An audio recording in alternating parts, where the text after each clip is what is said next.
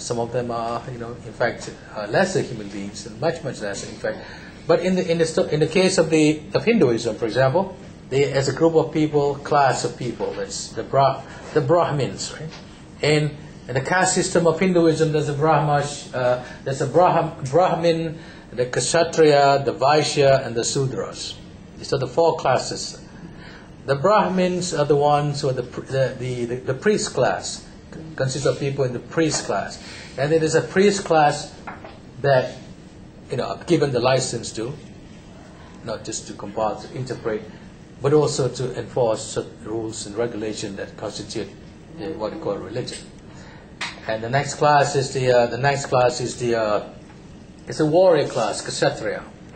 Kshatriya is the one, like you read the Hindu texts, Ramayana and Mahabharata. If you read the Bhagavad Gita, that's one of the ancient texts, one of the most important texts in the story of the Great War.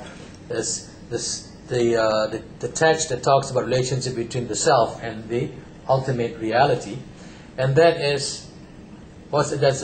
consists of a conversation between Krishna and Arjuna.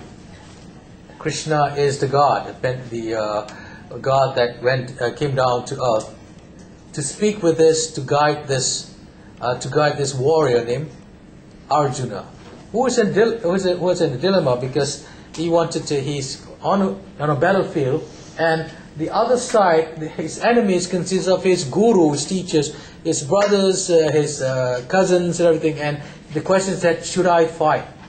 Should I go to war with this people? And then that's when the conversation comes into what is the nature of the self, attachment and detachment. Where do you go when you die? And it's everything, fundamentally, the question of that who is the ultimate creator of this universe, and the role of human being is nothing. You are just an agent of change. But you have to do your duty of fighting, even though it's your brother, sister, because that is your dharma, or your duty. Okay? Your duty is to fight. Just like going to war, right, in Iraq. You don't question, soldiers don't question anything. When soldiers start questioning things, then they become dangerous, right? You just do, because that is you are born, this is a cycle of life that you are part of. Because you do a good job now as a warrior, then the next life you will probably be the priest. You do a lousy job, you rebel against the king, then probably you'll be a housefly or something else. Yes, that's a question. Even in Christianity, it seems to be like there is three gods. Manifestations of God. Yeah, but still, it claims there is only one God, because it's the Father, the Son, and the Holy Ghost. Okay. If in human mind, it cannot explain how this. Okay, very good. Good point. So this is what this idea is about. Are there many gods? There one God and human God, and all those things. This discussion becomes interchangeable in terms of what when you use the concepts of your own to try to explain your understanding. For the purpose of our understanding. Some examples that we can see in the way people conceive many gods. So the examples of one is Hinduism. Right?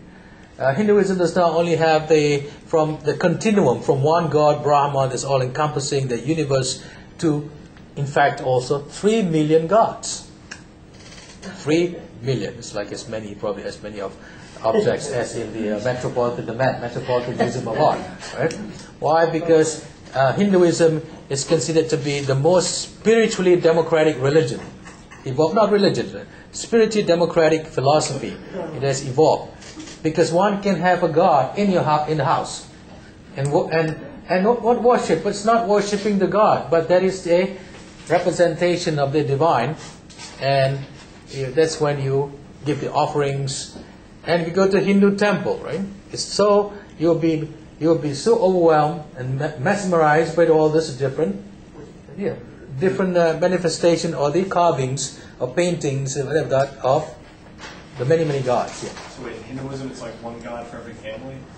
They have just like one god? Yes. Well, that's not. You choose, for example. There's so many different, different kinds of ways to look at it. But it's, of course, it's one of the most complex philosophies, in human history. Then again, it is a worldview. The whole idea of Hinduism is about looking at your life as a continuum, right? The whole notion of karma, dharma, and going to moksha. For example, Hindus believe that we are born to carry the seeds of the soul, transmigrate from one realm to another. You are what you are now because you were born from something else. You came from something else. You transmigrated to the point that sometimes one believes that the moment that a child is born and the moment that a human person dies, maybe around that time, the transmigration of the soul happened. So the soul of the person who just died goes into the newborn.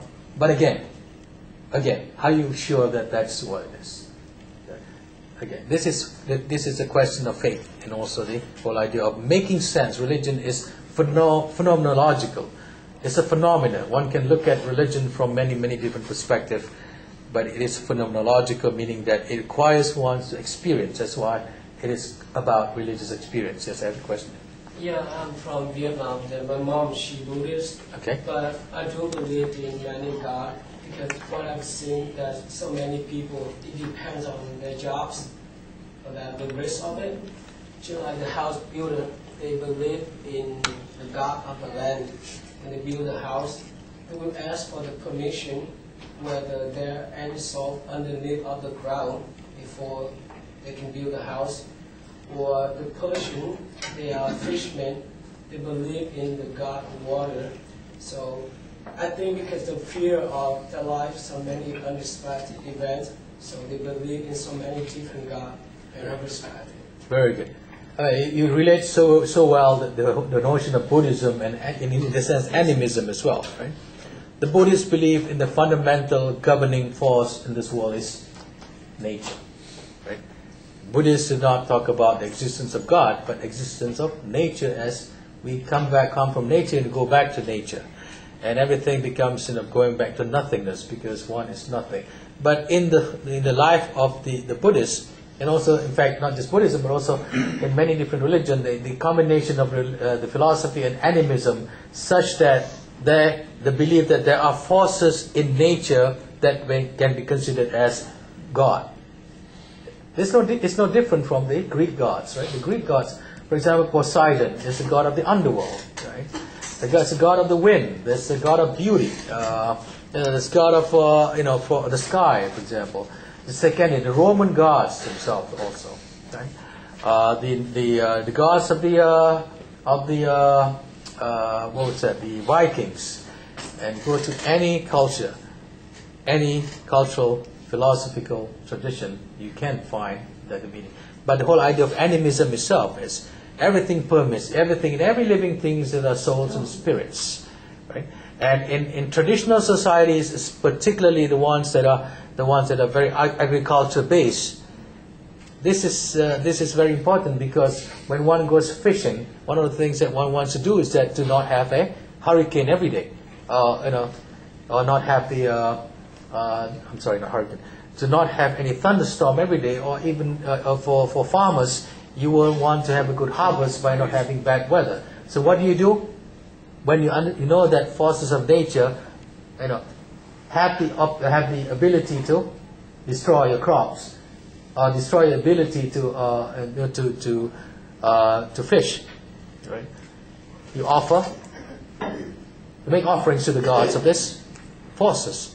There's the beginning of religion also, because human beings don't understand what is around them that's governing their daily lives, and yet they are trying to survive, right? They're trying to survive. They are condemned to be free. They are asked to live in this world, but with all these forces, and human mind starts thinking, what's happening in all these things? Who governs all these things? Why is the entire city devastated by earthquake, for example?